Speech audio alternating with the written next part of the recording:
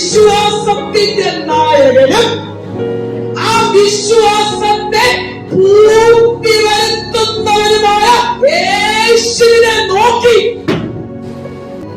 എന്റെ വെളിപ്പാടെന്തുവോ, എന്റെ ദർശനം എന്തുവോ, വിശ്വാസത്തിന്റെ നായകൻ ആരാ? ക്രിസ്തു.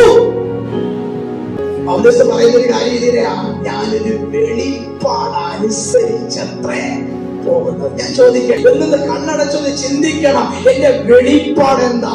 എന്റെ ദർശനം എന്താ? ഞാൻ എന്തിനാ ഈ പുസ്തകം എടുത്ത് ഇറങ്ങിയത്? ഞാൻ എന്തിനാ ഈ പുസ്തകത്തിന്റെ പുറകെ നിൽക്കുന്നത്? ഞാൻ എന്തിനാ ഇവിടെ വന്നത്? ഞാൻ എന്തിനാ എന്ത് ലക്ഷ്യം നേടിയെടുക്കാനാ? ഒറ്റ ലക്ഷ്യമേ ഉള്ളൂ, ആ ക്രിസ്തുവിനോട് കൂടെ യുഗമായി എനിക്ക് ജീവിക്കണം. സ്വന്തം നിത്യ നരകത്തിൽ നിന്നും നിത്യ ജീവനിലേക്ക് എന്നെ ഒരു വീണ്ടെടുത്തു. നിത്യ ശാപത്തിൽ നിന്നും നിത്യ രക്ഷയിലേക്ക് എന്നെ വീണ്ടെടുത്തു. അങ്ങനെയെങ്കിൽ ആ വെളിപ്പാട് ഞാൻ എന്ത് ചെയ്യണം?